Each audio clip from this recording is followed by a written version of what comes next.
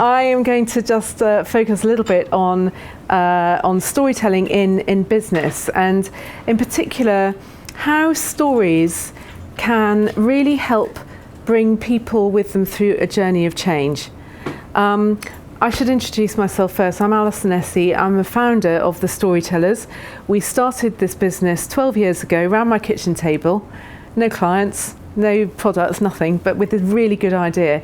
How could we inspire people to come on a journey of change? And we knew that storytelling was a really powerful tool. Nobody was doing storytelling in business then. We were complete pioneers. And now every man and his dog is doing storytelling. Training companies, events companies, advertising agencies, brand agencies, they're all storytellers and storytelling agencies. And I can honestly say we got the name, and we got there first.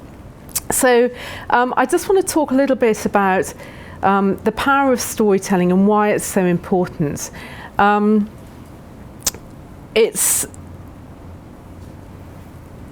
We're part of a post-industrialist era, and the world is full of saturated market, full of the same products and services, and it's very difficult to differentiate ourselves from one company to another. And so this idea about bringing your people are going to be your key differentiator, particularly in service-based industries.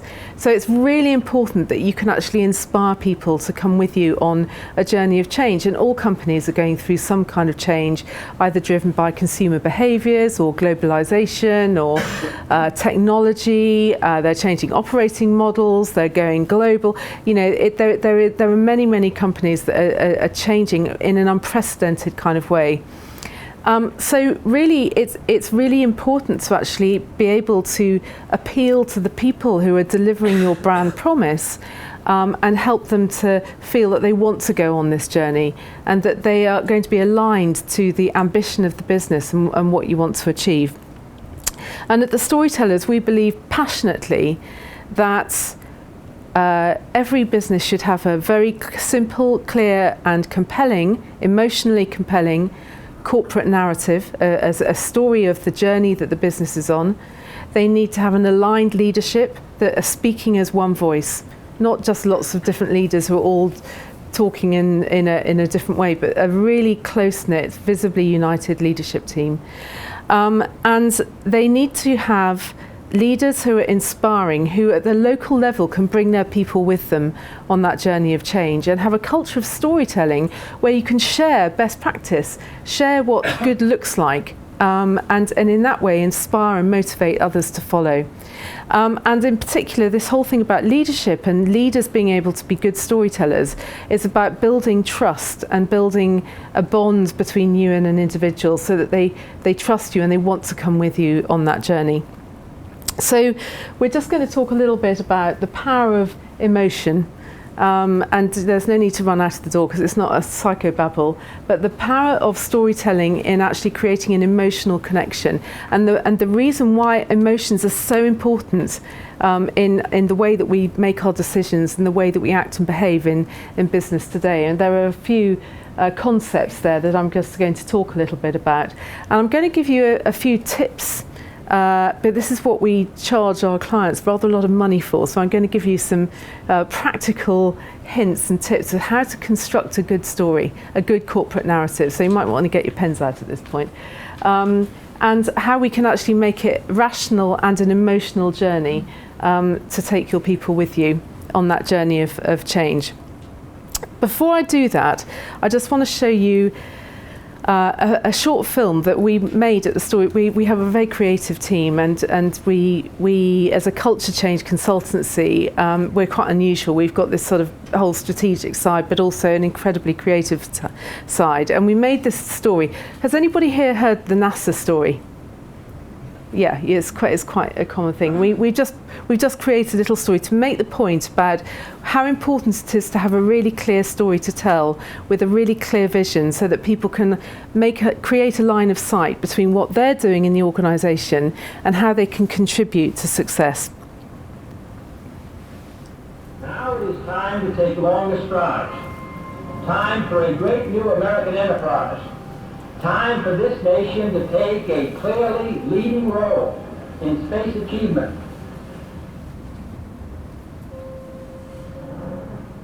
I believe that this nation should commit itself to achieving the goal before this decade is out of landing a man on the moon and returning him safely to the earth.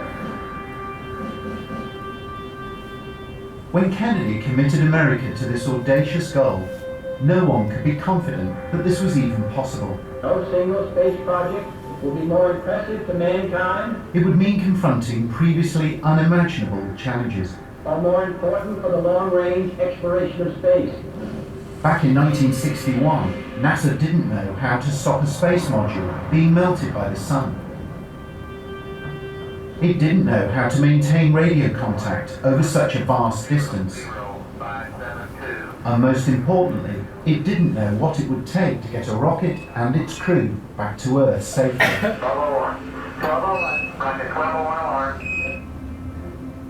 But over 400,000 people responded to Kennedy's vision, along with 20,000 manufacturing organizations and universities. This was no longer just Kennedy's story, it was the nation's story. With a problem of this complexity, NASA needed an entire movement of people. Astronauts, designers, scientists, engineers and construction workers, cleaners and administrators, united by a clear and compelling story, working together to experiment, innovate and learn. Out of this movement came an extraordinary range of new inventions. Microchips to guide the rocket back to Earth, now at the heart of every modern computer. Vital insulation to shield the module from solar radiation. They even spent several $1 million inventing the anti-gravity ballpoint pen. The single unifying force driving this team forward was the sense of connection between their day-to-day role and Kennedy's overarching vision. However small that role, their purpose and satisfaction stemmed from working together, hundreds of thousands of people contributing to something much bigger than just themselves. Determined to stay in touch with the people he'd inspired, Kennedy was walking the corridors of NASA one day. He stopped to talk to a cleaner who was meticulously sweeping the floor and asked him what he was doing. To which his legendary reply was, "I'm helping to put a man on the moon." On the 20th of July 1969, an estimated 50 million viewers watched as the final chapter of the story unfolded and reached its conclusion. Okay, it's stop. One copy, get down, there you go. Now the step on commandment. That's one small step for man, one giant leap for mankind. I love that story because it's just a really nice way of just saying whatever your vision and ambition for your business is, everybody has a role to play. However small, everybody has a really valuable role to play.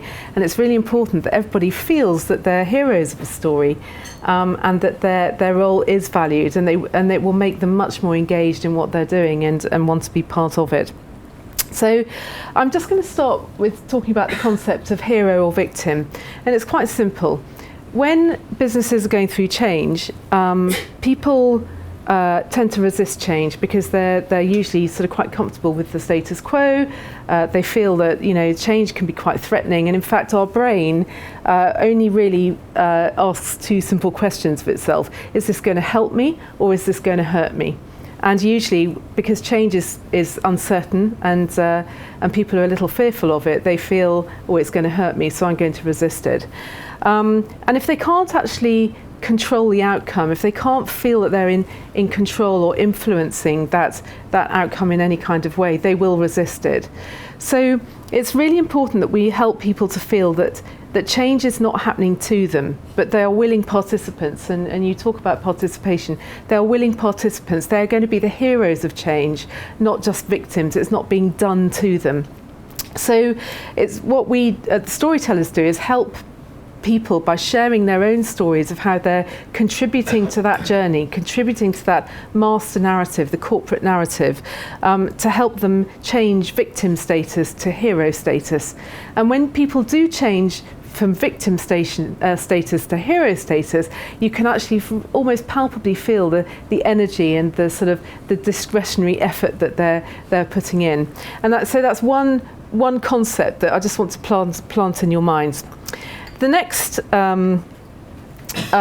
concept is our inner story. We all have an inner story that has been built up since we were little children, and it's been born out of our experiences, the media, our friends, what our parents tell us, and as we grow up, we start to create these kind of neural pathways, if you like, and our heads kind of become quite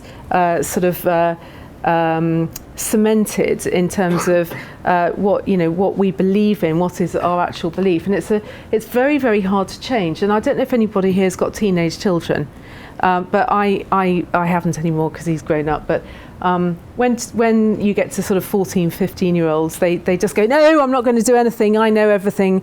You can't tell me everything. And that's actually because they're becoming saturated, these neural pathways and patterns of behaviour that they've been growing up with. And by the age of 25, it's almost impossible to actually change an adult's view. You can't tell an adult what to do. And Sir John Harvey Jones once said, you can't tell an adult what to do. You can only create an environment and allow them to discover it for themselves before they'll actually change. But you can actually change their mindset and their belief with stories. And in business, there are 5 different types of story that can help change the inner story. Collectively in business, all of those inner stories will create what we call a dominant narrative. And you can't begin to change your culture or ask people to do things differently until you change that dominant narrative. The 5 different types of stories are the business narrative, a compelling story of your journey, your ambition.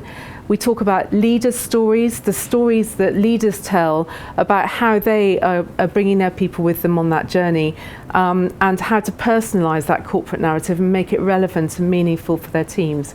The third story is employee stories of how employees are contributing to the cause, if you like, what they are doing differently, and celebrating the heroes of the organisation through their personal stories that link back again to that master narrative. The fourth type of story is belief-building stories. You need to show reasons to believe, stories that show that not only can we do this, but we are doing it, and sharing those stories, amplifying those stories of success. And lastly, the sort of the group stories, if you like, the way we do things around here, so that you can start to embed new ways of working as your culture, the way we do things. So the inner story is really important. You've got to be able to change that inner story, that dominant story, before you can change the culture of an organisation. And the last concept, and I'm rushing through this because I really can't wait to get to the corporate narrative bit, is the concept of the elephant and the rider. You may have heard of this concept before. The elephant represents our emotions, and the rider represents our rational decision making. The elephant will always trump the rider. If there's any conflict between the emotional and the rational, the emotions will always take over. We make our decisions through the emotions that we actually feel. And this is why you can actually manipulate through storytelling how people are going to respond emotionally to something. So the elephant and the rider is a really good way of expressing how our emotions actually govern what we do. Now, when you tell someone a story, and I think Robert and Dale touched on this earlier, when you tell someone a story, one of 3 things is going to happen. They're either going to agree with you. When you tell them a fact or data, one of 3 things will happen. They'll either agree with you, or they'll disagree with you, or they won't. They'll just sit in the middle because they don't feel well enough informed. When you tell a story, 7 areas of the brain light up, because what it's activating is your senses of smell, of movement, of language processing, of colour. All sorts of different senses are aroused when you actually tell someone a story. You're not conscious of it, but you are imagining, you're putting yourself in the place of that person who's playing out that story. So at the same time, certain chemicals are being released. Cortisol, which actually makes us pay attention. dopamine and oxytocin, a nice shot of those is actually rushing through your heads, which actually creates a sense of empathy and positive feeling. So if you're a leader and you tell a story to your people, preferably a story that involves an element of struggle or endeavour, because no one wants to hear how fantastic I am as a leader, but a leader who's going to say, do you know something, it was really hard to get here, telling a story. You are empathetic, and that builds trust. And that's what leaders want. They want their people to trust them so that then they can take them on this journey of change. So it's really important that leaders can tell those personal stories that are going to instill a sense of trust and belief that we can go with this person, we trust them, and so on and so forth. So there is a neuroscience to storytelling. It's not just a fad. But there is a really physiological way of a reason why stories can actually start to persuade people to change direction. And as I said, you can start to manipulate in the nicest possible way the way that people act and behave. And lastly, as Dale mentioned earlier, we have a unique ability as humans to make connections. We don't act on isolated facts. What we do is we form a story around it in our heads. Again, it's a subconscious story, but it's a story. So it's really important that you fill that vacuum with a really compelling story that people can sign up to and feel that they're going to be the heroes playing out this story of change. And of course, as we all know, stories can actually create an emotional connection because they win hearts and minds. And I'm going to tell a story in a minute about a particular story somebody told from a client of ours, which had the most amazing effect on the organisation. So, what does a corporate narrative look like? Well, it looks something like this. This is in its very black and white generic stage. We have a 6-chapter framework at the Storytellers, which we developed. 7 chapters doesn't work, 5 chapters doesn't work. We've even tried 11, it just doesn't work. 6, just trust me, 6 is the magic number. And what we're going to do here is actually create a rational and an emotional journey or flow that articulates our brand, our vision, our mission, our values, our strategy, all of those disparate, all of those initiatives, all of those different parts, the big challenge that we're facing, our strategic priorities. It encapsulates them into a really simple narrative that everybody can understand and believe in, and they can follow it because it has a rational and emotional flow. So the first chapter is about pride and purpose. We start off with pride and purpose to start people off in a good place. It's a warm place, it's a fuzzy place, it's a reminder of why we're here and what we stand for as a business beyond making money. Because let's face it, we particularly the younger generation, they're very interested in the purpose of an organisation and a values-led organisation. And then we take people from that lovely warm place into the ice-cold water dip, which is often called the current reality. And the current reality is really important in a story like this because you've got to appeal to the cynics and the skeptics in an organisation. This is not a story of rhetoric, it's a story that people can relate their own emotions and their own experiences to. So in any corporate narrative, those leaders, and because we construct this by interviewing the executive teams of each business, that current reality is the antagonist of the story. It's the big but. It's the kind of the brutally honest facts that possibly nobody really wants to hear, but you've got to put it in there because otherwise people won't believe you. It's not credible, it's not honest. So the current reality has got to be a really honest articulation of what we're really up against and why. And then we take them back out and back into the big opportunity. And that could be about scale, it could be about our brand, it could be about a gap in the market, but it's a reason to believe that this journey is worth going on. And that opportunity is something that brings hope from a little place of potential darkness in the previous chapter. We then look at the strategy, the high-level strategy of where we want to go and where we are now. So it's kind of in very, very simple terms, the journey we need to make to get there. And then chapter 5 is the call to action. Every story needs a call to action. You are trying to get people to believe they're going to be heroes on this journey, and they're not going to be heroes if they're just bystanders looking in on it. So you need to be able to start to perhaps evaluate, what our behaviours need to be, what the personal role and contribution everybody can play, whether you're a receptionist or whether you're a chief executive. So, for example, relentless customer focus. So that means that even a secretary in a marketing department can be somehow, in her own small way or his own small way, relentlessly customer focused. But these need to be actionable things that people can relate to and they can actually physically do. So they won't be about things like profit, because those are out of the control of everyone.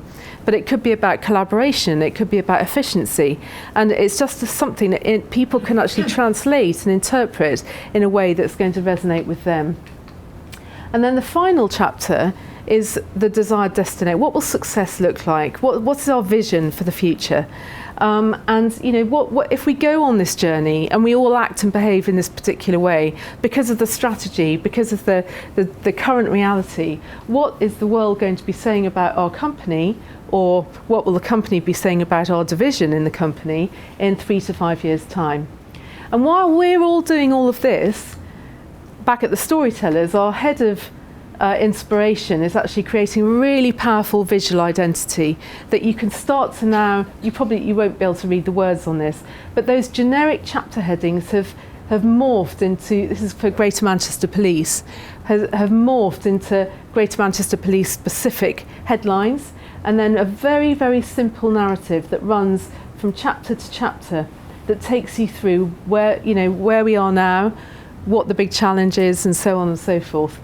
And this gives you a really useful set of visual assets that you can then use to link all of your future messages back to the story.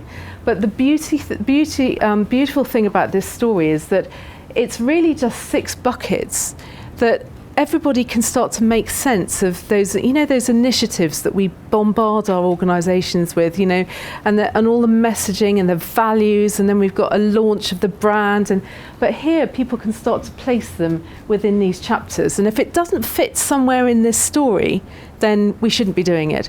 So it becomes a really useful management tool. And we have clients that say that they have managed to change in 4 months their entire culture because everybody is aligned behind this story, and we show leaders how they can then personalise the story and bring it to life for their teams. But it's a way of actually checking and referencing back, is this decision in service of this story? And if it's not, we shouldn't be doing it. And it means that you can really dramatically accelerate the pace of change in these organisations. These CEOs have not got time to muck about. We've just done a piece of research at the Storytellers that actually says that 76% of business leaders believe that if they don't get their customer focus right, that their businesses will not exist in 2 years' time. Well, that means they've got to hurry up and do something about it. We asked them another question, what are you doing about it? And they said it's not a priority. I mean, it is bizarre. It is absolutely bizarre. But that's for next year, and you'll probably all hear about it. But this corporate story can actually dramatically accelerate the pace of change because people are aligned behind every little decision they make, every behaviour they exhibit, everything they do. It has to be in service of this story. And with this client who it was a big telco company, Colts Technology Services.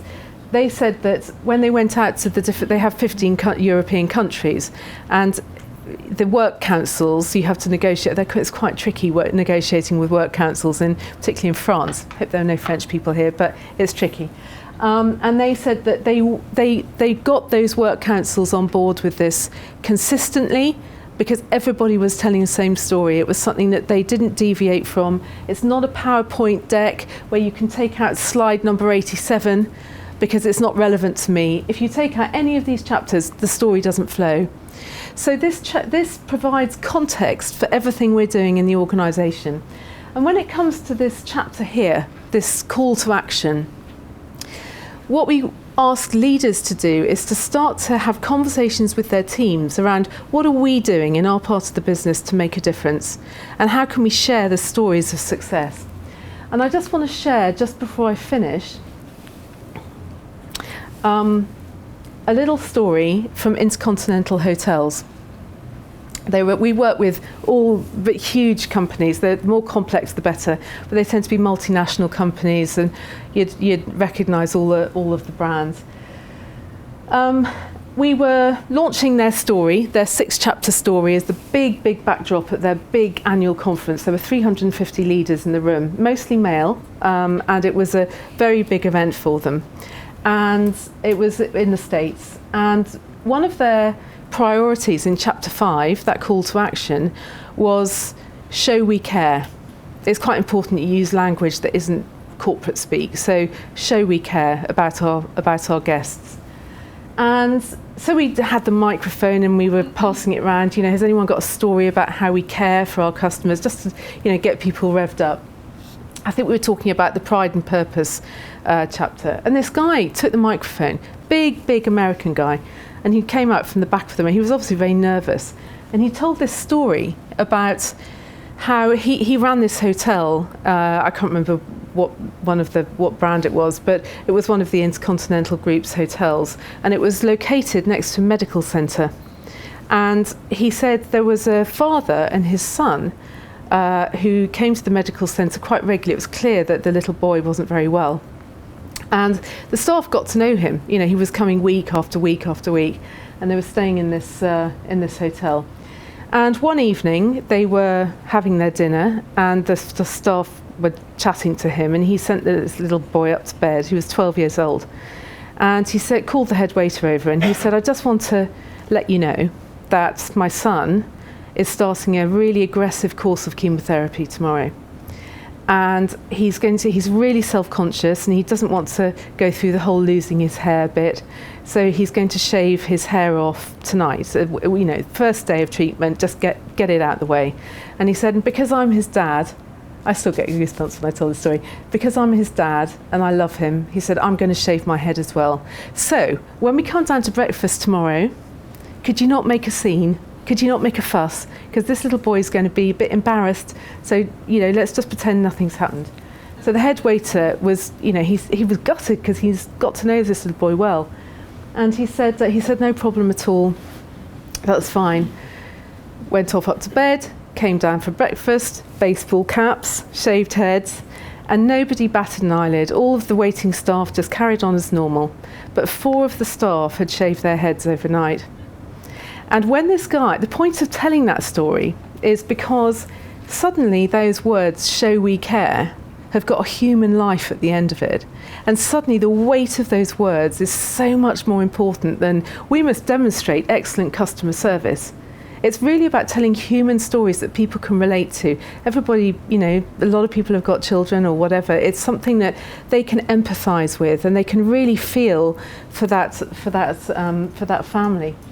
So when he told that story, he was in floods of tears, this guy. I mean, he was really embarrassed. And the whole of the room, 350 people, were all, I'm fine, I'm really fine. But they were all very choked up. And that story about the shaved heads went through Intercontinental hotels like wildfire, because it's an interesting story, and it was just something that people could repeat easily, and it just got that message across about show we care in a really human and really caring kind of way. And suddenly, and those are why stories can bring these quite abstract concepts to life with a human life at the end of it. And it doesn't matter what kind of business it is, at the end you've all got customers. That's why we exist. And therefore there are human beings at the end of the chain. Even if you're a construction company, you're building these buildings for, to create better education establishments, or maybe libraries or hospitals or whatever it might be. But there's always a human life at the end of it. And we work with big businesses like Pfizer. We work with every possible industry sector.